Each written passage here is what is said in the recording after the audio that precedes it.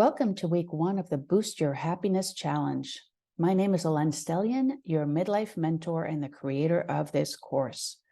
Today, we'll learn what happiness is and is not, and we'll introduce the 5 building blocks of happiness. Then you'll be able to take a quick test that measures your level of happiness on these 5 dimensions. And to assist you throughout this challenge, please download and print out the follow-along guide that is provided to you in the home page for the Boost Your Happiness Challenge. You'll find places to take notes, as well as all the detailed instructions for each week's assignments. So why focus on happiness? Why this challenge? Because if there's one refrain I hear over and over again, it's this desire. We just want to be happy. And we want that not only for ourselves, but also for our kids, for our loved ones. It's a natural part of being human.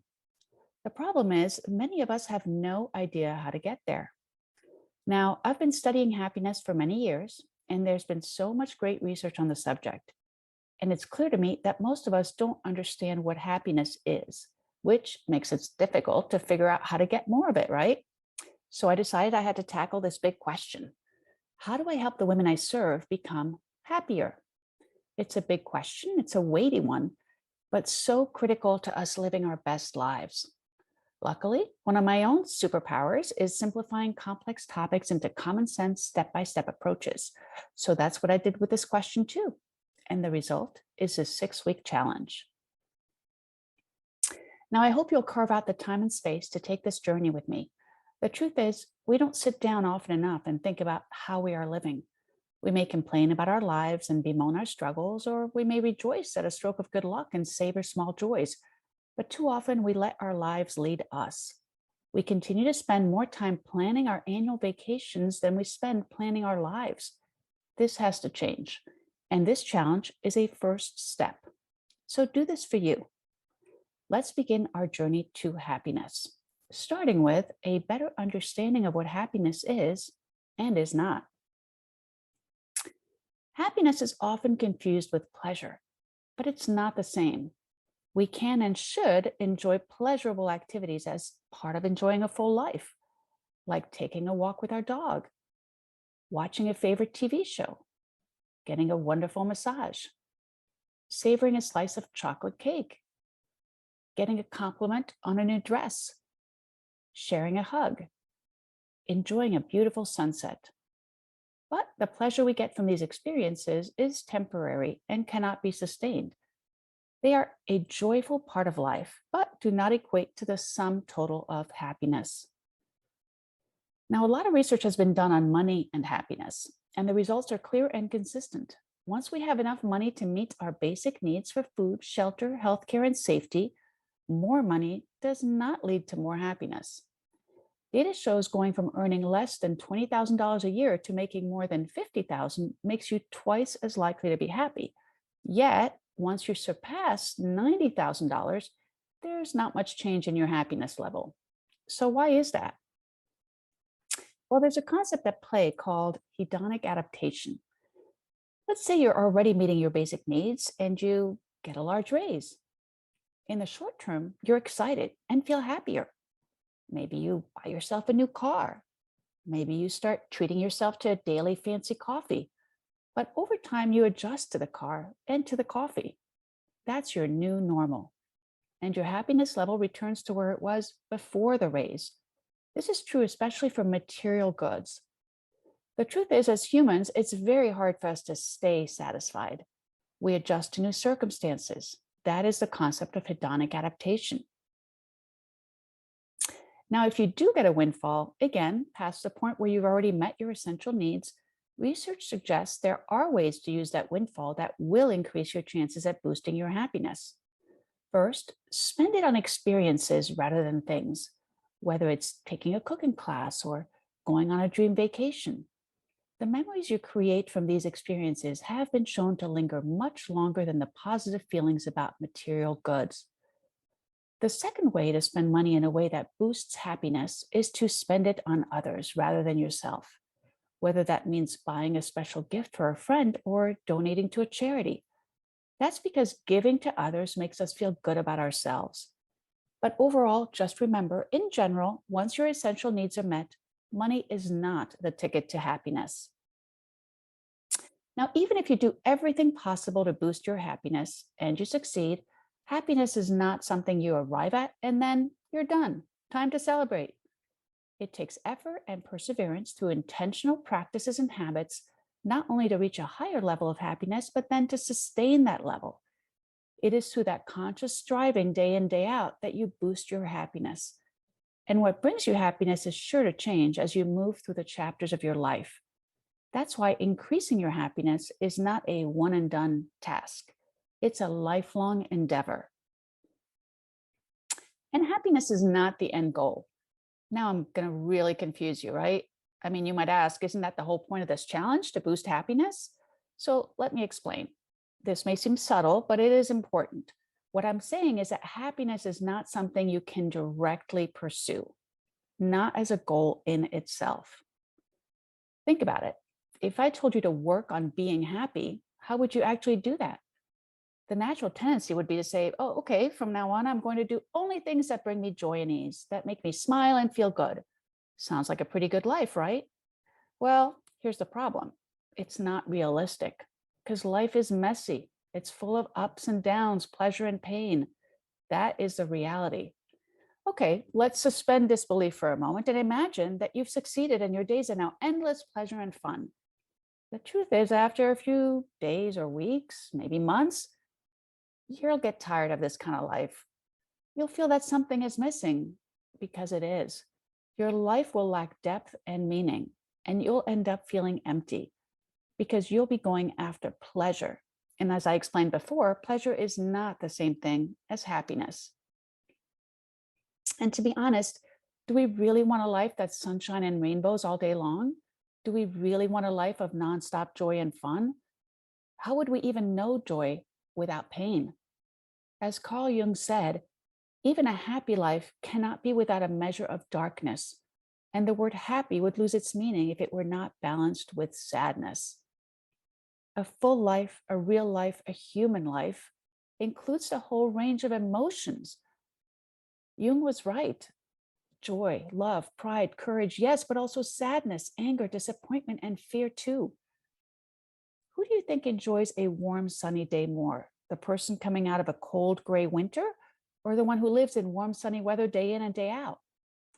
So when we go through challenges, we increase our capacity for appreciation. Positive psychology researcher Sonia Lubomirsky describes happiness as the experience of joy, contentment, or positive well-being combined with a sense that one's life is good, meaningful, and worthwhile. So do you see that feeling good is a part of this definition, but not nearly the sum total of it? Dr. Lubomirsky adds in the idea that a life of happiness also includes the sense that our lives are good, meaningful, and worthwhile. That's a lot deeper and long lasting than pleasure, right? It's not just about how good you feel day to day, but also about how satisfied you are with your life overall, how fulfilled you feel. Now, you're not either happy or not happy. There's a vast continuum between those two opposite poles where most of us will live. Wherever you find yourself today, the goal is to move you a little closer to the happiness pole. Now, do you know people in your life who always seem to have a sunny disposition or who always seem dour and curmudgeonly, no matter their circumstances? Studies have shown that we each have a unique happiness set point, meaning an average level of happiness. While how happy we feel will drift up or down temporarily, depending on what's going on in our lives, we'll eventually drift back to our typical level of personal happiness. Some of us are mostly happy and have a higher set point. Others of us are mostly unhappy and have a lower set point. But most of us fall somewhere in between. So you might argue with me, wait a second, this sounds like our happiness is set in stone. Well, okay, not so fast. Let's look at what determines your individual happiness set point. Research shows that 50% comes from genetics. You're born with a predisposition to a higher or lower level of happiness. 10% comes from external circumstances like your age, gender, ethnicity, marital status, income, health, occupation, religious affiliation. But a sizable 40% depends on your intentional activities, including your habitual thoughts, feelings, words, and actions. 40% depends on the choices you make, how you think and act. So while you may have a genetic predisposition to being more or less happy, you can move the needle on your happiness set point quite significantly through concerted, intentional effort. So, how do you take advantage of this sizable opportunity? As I explained before, we can't pursue happiness directly. So, what can we do? As Austrian neurologist, psychiatrist, philosopher, and Holocaust survivor Viktor Frankl said, happiness cannot be pursued, it must ensue. What does that mean? Well, instead of making happiness the goal, we go after the building blocks of happiness. By focusing on the elements that make up happiness and striving to improve those, we get to a happier life. So, what are these critical components of happiness? What's the magic formula? Well, of course, there isn't just one. Since the time of the ancient Greeks, over millennia, philosophers, writers, psychologists, neuroscientists, and other thinkers and researchers have wrestled with the idea of happiness and how to live our best lives. Many have come up with various models of happiness. In studying the best approach to use for this challenge, I chose my favorite one, the PERMA model. This is a research-backed model developed and refined in the last 2 decades by American psychologist and educator Dr. Martin Seligman, who's considered the father of positive psychology. Let's take a look at the PERMA model. The PERMA model says there are 5 building blocks of happiness, or as Dr. Seligman calls it, flourishing. Positive emotions, feeling good.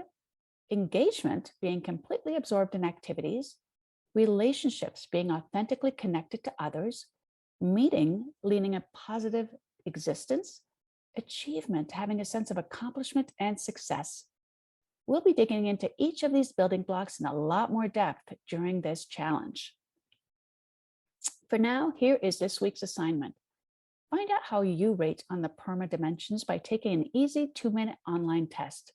Go to the link above. It will send you to Dr. Seligman's Authentic Happiness website at UPenn. If you've never used this site, you'll need to register, but rest assured your information is secure and never shared. It's only used for research purposes. Simply click on the Login tab and select the Register option. Fill out your information and set up your username and password. Once you're registered on the site, you'll want to click on the Questionnaires tab. You'll see a whole lot of questionnaires. Feel free to peruse them and try them at your leisure. For today, your assignment is to take the PERMA test. To do this, scroll down the page until you see the PERMA tests under the Flourishing Questionnaires section. Select the first PERMA test and click on the Take Test link on the right-hand side to begin the test. This is a 23-question test that will take you about 2 minutes to complete. When you're done, click on the Finish button at the bottom of the page and your results will appear. They will also be saved in the Authentic Happiness portal for you to access anytime with the username and password that you set up. This easy test will show you how you fare on PERMA, the 5 building blocks of happiness. It will also give you feedback on 3 additional dimensions, your negative affect, health, and loneliness, and you'll get an overall happiness score. Keep these results handy for you to refer to as we go through this challenge. Jot them down in your follow-along guide for this course. And when you're ready, go ahead and watch our week 2 video, where we'll dig into the P of PERMA, positive emotions. Until then, be well.